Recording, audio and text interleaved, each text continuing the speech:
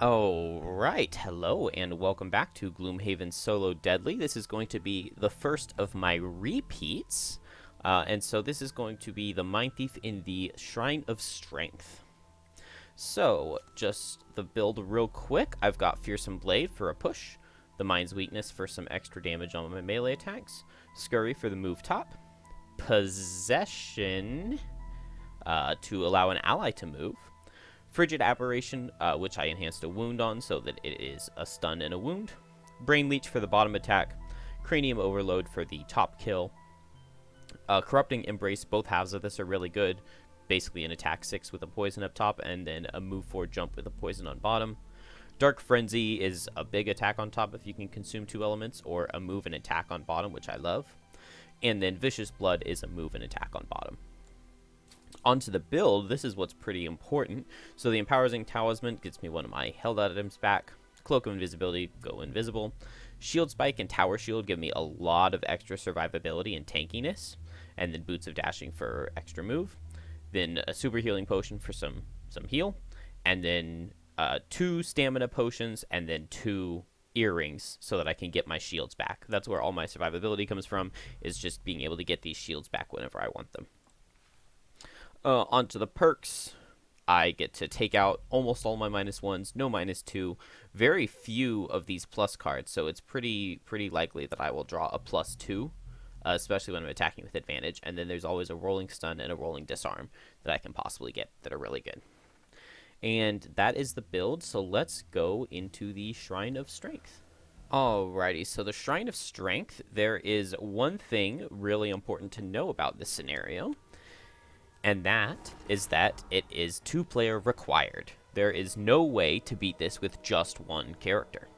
You have 2 pressure plates that you have to be standing on simultaneously.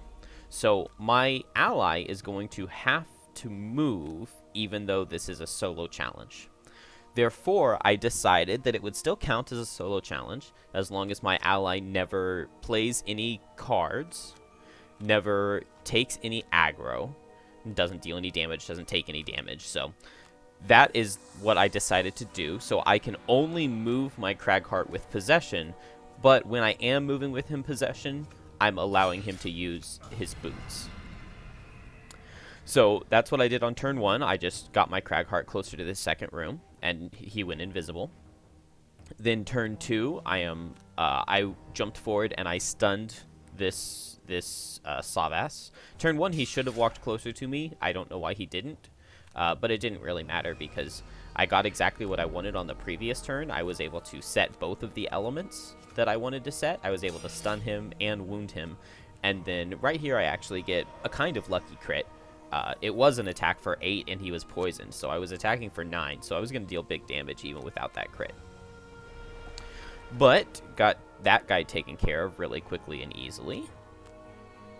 And so now I'm just making sure that my Cragheart can stay invisible. And I need to... There's another Savas in this second room who is very dangerous, but this one is just a white. He is not elite, so much less scary. Get a nice stun here, so my Mindtheif is taking very little damage in these first 2 rooms. So Cranium Overload just to one-shot that guy before he summons anything and ruins my day. And then I can take a little bit of damage from these elementals. I haven't used either of my shields yet, so I can block almost all of the damage. I only take 1 damage there, which is very nice. So Fearsome Blade, I used it for the push. When you push something, you don't suffer their retaliate. But, you know, I just end up critting and killing anyway, which didn't really matter. He was only moving 2 this turn, so he wasn't going to be able to reach me. And then this is what I absolutely love about this build. Both of my shields were down, so I can just use my Sun Earring to get a little bit of a heal, and then I get my shields back, and I can just take damage, and I'm not worried about it at all. So I'm healthy enough that I can go ahead and long rest here. I should have counted my cards and known that I could bring the Mind's Weakness down to get an extra turn of stamina, but it doesn't really matter. Also, it does mean that I don't have to play it again, and so I still get my extra damage from Fearsome Blade here. So this is the same thought process as earlier. I'm just using the push so that I don't suffer any retaliate from him. And then I want to go ahead and get this pressure switch opened. So I am stepping on it here with my Mindtheif, getting nice damage from both my cards getting +2s. Mindtheif has just an absolutely fantastic attack modifier deck. And so now there are these 2 elite harrowers. So these guys can definitely cause problems for me, but luckily I do not need to kill them. So my priority here is to get the Cragheart invisible, because I need him to be invisible for the next turn, because with the rule set I decided it is fine for him to do anything, it's fine for him to move when he's pushed by my Mindtheif. The only thing that wouldn't be okay is if he ever takes any aggro from the monsters. So I have to make sure that he is invisible the entire time so that monsters never see him. So I'm just counting my squares right here, figuring out exactly what my turn is going to be. And these Harrowers drew a move 3 card on that turn. That's why I decided to go invisible. I didn't want them walking forward and plugging up that door. So I went invisible, and then I had both my characters go slow so that the Harrowers would take their turn instead of me. And then now I use Scurry to get over closer to my Cragheart, and Possession to throw him forward with his boots. And luckily everything has gone already, so I don't have to worry about him taking any aggro. And then I just want that exact same turn again, Scurry and Possession. So Cragheart goes invisible again, so he can't take any aggro. And this time, yeah, I'm going slow again because my Cragheart's invisible, and even if they walk forward for my Mindtheif, that's fine.